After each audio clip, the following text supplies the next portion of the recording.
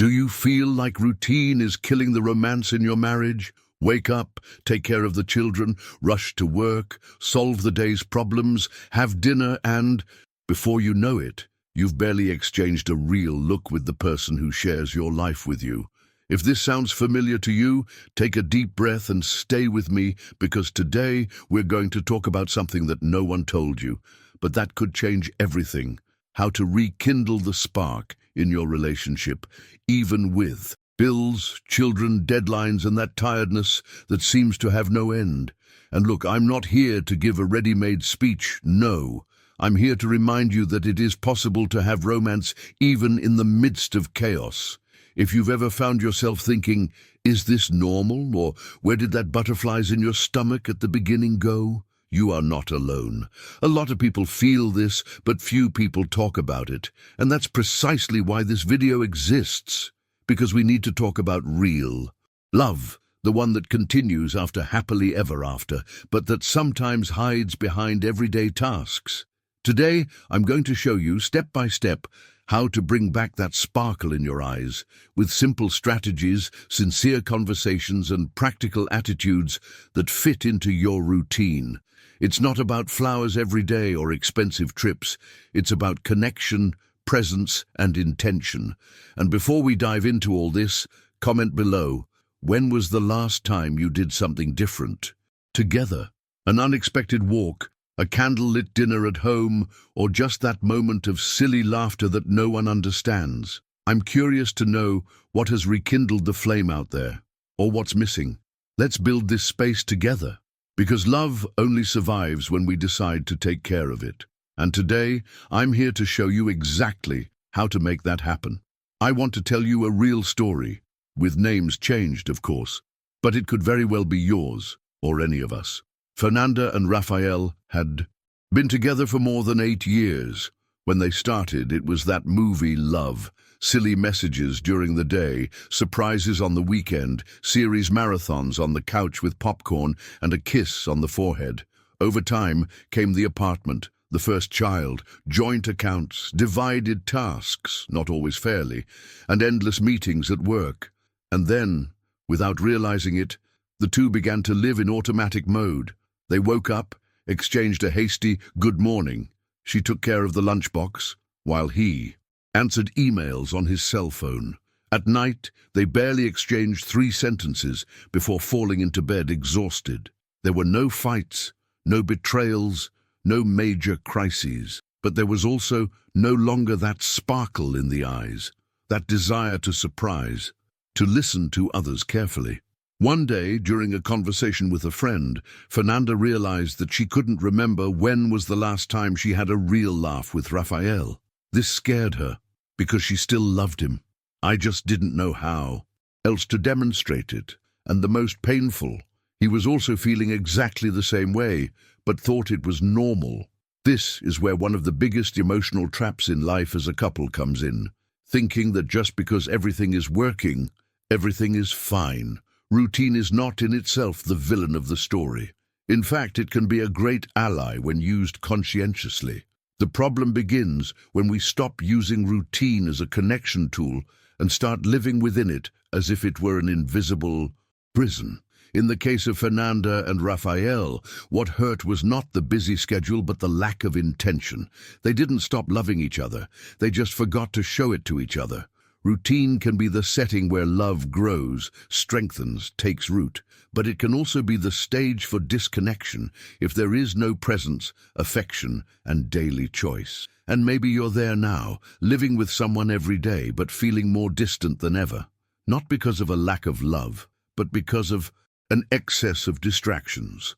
Love, contrary to what many think, does not die with fights. He dies in silence, in absence, in carelessness. And that's exactly where we need to stop everything and reflect. Have you ever stopped to think that comfort can become accommodation? That feeling of, we're already together, he knows I love him, or there's no time now, we'll see about this later, may seem harmless at first, but it becomes a dangerous pattern. It's comfortable to live in predictability, but that's where we stop creating moments, stop nurturing the relationship, stop investing in each other. Accommodation doesn't come with fanfare. It arrives slowly, hidden behind routine, disguised as practicality. And when we see it, it's there. Two bodies sharing the same roof, but living in separate worlds. What I want to propose to you here is a key change, a different look at this routine that you may be hating, but that can indeed become a powerful ally. Because when we learn to put intention in the ordinary, it becomes extraordinary. When we decide that we are going to love with attitude, even on tiring days, the relationship changes energy. So stay here with me, because in the next few minutes, I'm going to show you real, simple and effective ways to transform your routine from something exhausting into something empowering. And if you're willing to try, that's a sign that there's still a lot of good things to live out there. Shall we go together? It was on some night, one of those nights when everything seems normal, that the snap came. Fernanda was in the kitchen, washing the dishes in silence, while Raphael was playing with his cell phone on the sofa. It was another day like all the others. Work, traffic, quick dinner, silence.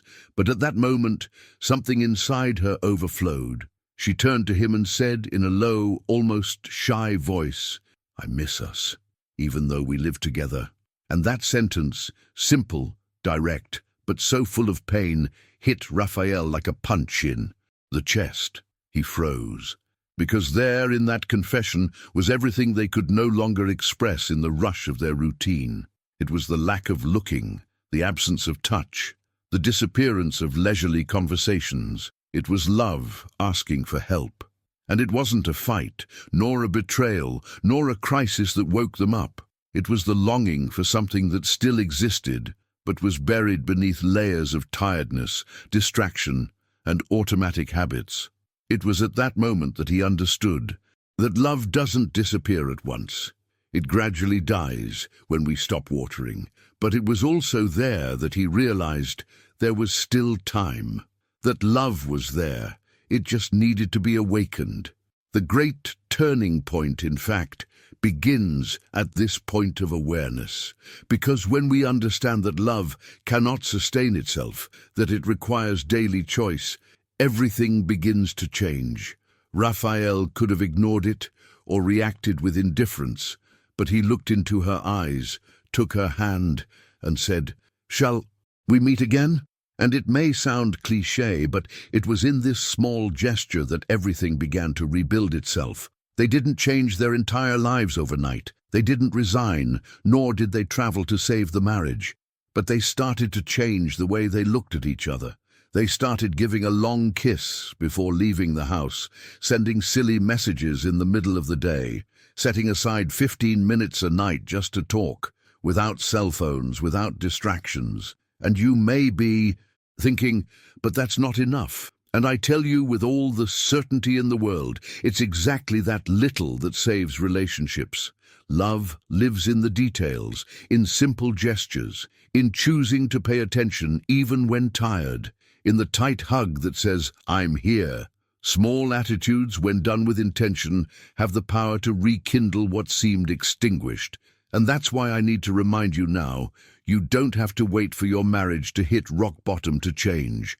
You can start today, because love is built behind the scenes of everyday life. It's not about big declarations, but about constancy, about remembering that the other is not guaranteed, that affection needs maintenance, that the relationship needs emotional nutrition. And if you feel like you're past the point, that perhaps there's no solution left, I ask you, have you tried? In truth, have you ever stopped for 5 minutes to listen to your partner without judgment? Have you ever left a loving note, prepared a coffee with intention, said "I love you" looking into your eyes? It's gestures like this that reconnect. It is in these moments that love, even when wounded, begins to heal. And sometimes all we need is a "I miss us" to remember the value of those who are by our side. So if this phrase touched you in some way, if you felt like it could have been said in your home, maybe this is what clicks for you. Your turn. Because there is still time to change the course of this story. But it only depends on one thing, your decision to love with presence, with intention, and with attitude every day. And it was after that turning point that Fernanda and Raphael understood. Rekindling love isn't about doing great things. It's about cultivating the relationship every day with intentional gestures. The first change came with small surprises. It may seem silly, but a note stuck on the fridge saying, "You are incredible." A sincere compliment in the middle of the day. A favorite chocolate left on the table. All of this makes a difference. Raphael started writing messages in the mirror with lipstick, and Fernanda, who previously said she didn't have time for these things anymore, started sending affectionate messages in the middle of the afternoon. The impact, it was immediate. That created a good expectation, rekindled the desire, showed that the other person was being remembered even in the midst of the rush. Because let's face it, everyone likes to feel special, and when we stop, surprising, we also stop showing that we care. These small attitudes cost nothing, but they are worth a lot. They restore the connection, generate unexpected smiles, and reinforce that love is still there, active, pulsing, even on the most ordinary days. And you know what's more beautiful? See how something so simple can transform the atmosphere in the house. That heavy energy of everyday life begins to give way to lightness, care, and exchange. The second tip that made all the difference in their lives was creating rituals for two. It seems simple, right? But that's exactly what works. You don't need to invent fashion. It could be a coffee together before the day starts, 5 minutes just to sit at the table and look at each other without rushing. It could be choosing a series and watching it together every Sunday night as a non-negotiable commitment. Or even prepare a new recipe on Friday, together in the kitchen, laughing, making mistakes, having fun.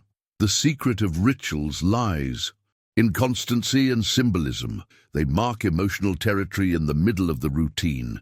It's like saying, this moment is ours and nothing will interfere.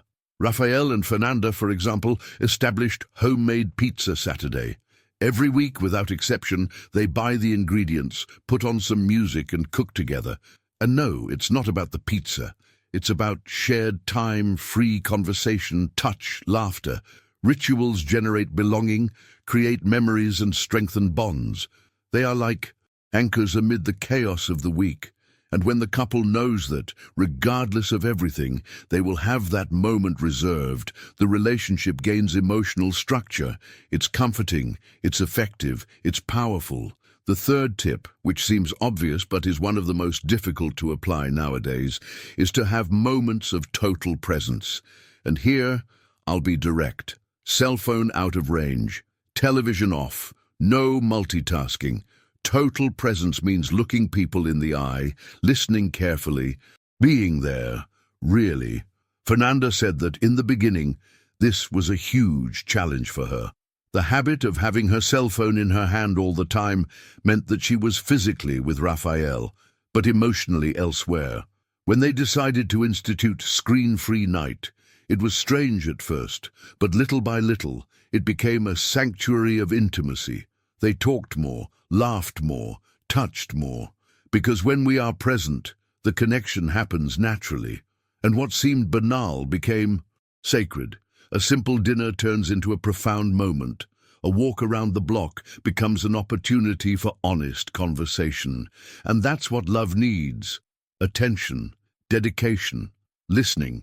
These moments of total presence are like recharging the relationship battery. And believe me, after a busy day, having someone look you in the eye and ask, "How are you really?" changes everything. It's not about time, it's about quality. And now I want to hear from you. Which of these tips did you find most realistic to put into practice in your home? Or is there something you already do that works well to keep the relationship alive? Comment below, because sometimes your idea can inspire another couple who needs exactly that. Let's create a space for exchange, support, and inspiration, because loving is a daily choice, and the more tools we have, the stronger this choice becomes. So tell me, which of these attitudes will be your first attempt? And you know what's curious? Even after all this, there is one mistake that many couples still make, and you may not even realize you are making it. It's the idea that love is only worth showing when everything is perfect, when the house is in order, when the two are in a good mood, when there is time left, when the weekend comes, the holidays, the wedding anniversary. Many people fall into the trap of waiting for the right moment to do something special, to say, "I love you," to revive romance. But real life isn't made up of big events. It is made up of rainy Mondays, bills to pay, crying children, tiredness, cloudy days, literally and emotionally. And if you wait for the ideal scenario to show affection, chances are that this moment will almost never come. Raphael, for example, thought he needed to plan a big surprise, an expensive dinner, a romantic weekend to rekindle his marriage with Fernanda. But when he realized that she just wanted presence, listening, and a long hug at the end of the day, everything changed. The truth is that waiting for the extraordinary makes us forget to cultivate the essential. And love, this love that lasts, doesn't survive only on special dates. It feeds on the now. This is where one of the most important concepts that I want you to take with you comes in: constancy. Yes, it's that little word that separates relationships that flourish from those that simply wither. And here's an analogy that I always use with couples who come to me, and that, honestly, changes a lot of people's perspectives. Love is much more like watering a plant every day than having a super party once a year. Think with me. If you leave the plant there in the corner, forgotten, without water, without light, and only remember it on the anniversary of purchase, there's no point in arriving with expensive fertilizer, a new pot, and even ambient music. It has already dried. It's the same thing with relationships. There's no point in wanting to make up for a year of absence with an expensive gift on Valentine's Day. What really nourishes is not the value of the gesture, but the frequency with which it happens. It's good morning with a kiss. It's how was your day? Without looking at your cell phone. It's affection without a reason. These moments are like drops of water that keep the plant alive, healthy, and growing.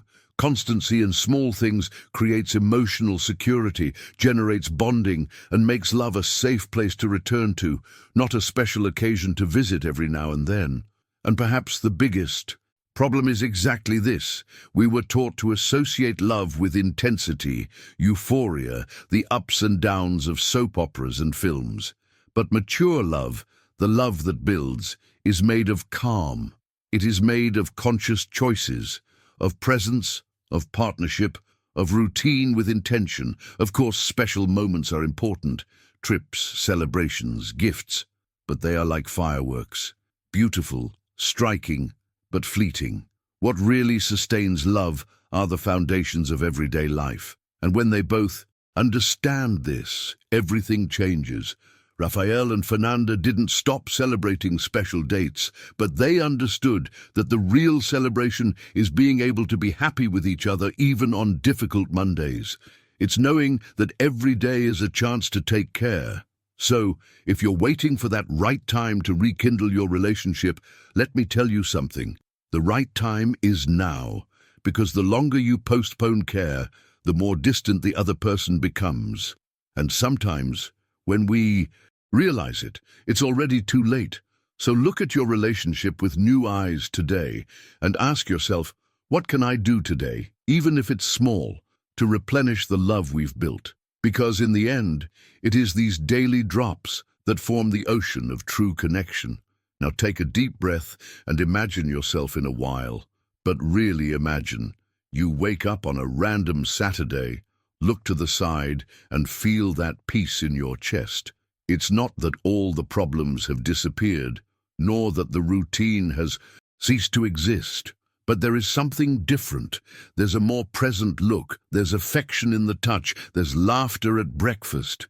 And all this because you decided to take the first step, instead of waiting for the other person to change, of placing the responsibility on your partner. You decided to be the change. And look how interesting. When we change, everything around us starts to change too.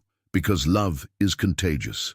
When you care, you inspire others to care too. When you show attention, others learn to return it in kind. Imagine what it would be like if, instead of accumulating frustrations, you planted reconnection with simple gestures. Imagine if, today, you left a note on the mirror, prepared the person's favorite coffee, or simply said sincerely, "I missed you."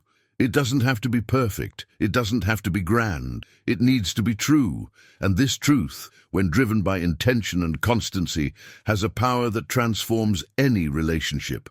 Because at the end of the day, every relationship goes through difficult phases. This is natural. What differentiates couples who remain together happily from those who get lost along the way is not the absence of problems, but rather the presence of attitude. Choosing to love, even when it's easier to close yourself off. Choosing to try, even when pride screams. Choosing to listen, even when you want to walk away.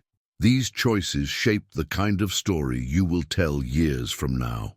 And if you're here watching this video so far, it's because something inside you is already asking for change. It's already asking for reconnection. And look, you're not alone. There are many people going through the same pain, the same silences, the same doubts. But there are also many people transforming reality little by little, with intention, with courage, and with love. Because truly loving is not about feeling butterflies every day. It's about deciding every day to water what you've built, even when the ground seems dry, even when the other seems distant, even when everything seems complicated. That's where love needs your action more than your expectation. So if this video touched you in any way, tell me in the comments with a simple, "I choose to love." Yes, that's all. Because sometimes just by writing this, you start to change your vibration, your energy, your willingness to love with more lightness, more awareness, more presence. And I will love reading each of these comments because I know that there are people there willing to do things differently. People who don't just want to survive in a relationship, but who want to live with connection, affection, and truth. And if you want to share how you intend to take this first step, share too. Maybe your idea will inspire another couple who were on the edge and just needed a little push to try again. This community here is made of that, of exchanges, of hope, of new beginnings. And remember, love is not luck, it is construction. And you have everything in there to start today. Choose to love, choose to care, choose to act. Because the love you want to experience begins with the attitude you take now. And if there's one thing I want you to take away from this video, it's this. Love doesn't die in routine.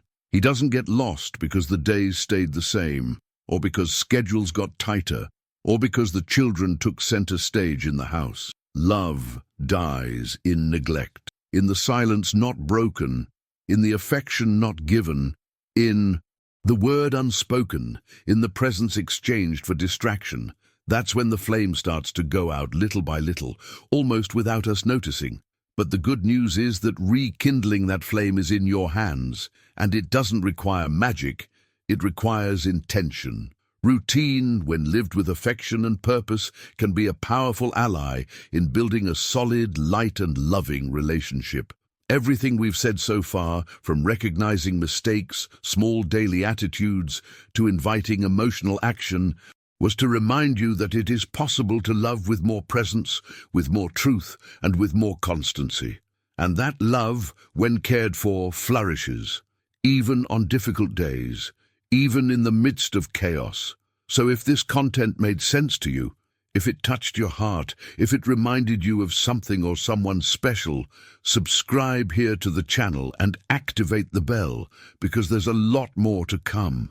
I bring real reflections, flesh and blood conversations about real relationships, without filters, without ready-made recipes, but with a lot of empathy, vulnerability, and desire to see couples reconnecting with purpose.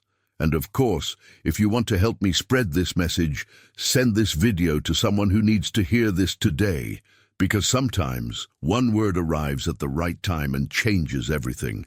And to close, from the bottom of my heart, a big hug to you who accompanied me here. And always remember, loving every day is an act of courage. And if you're here, it's because you already have this courage within you.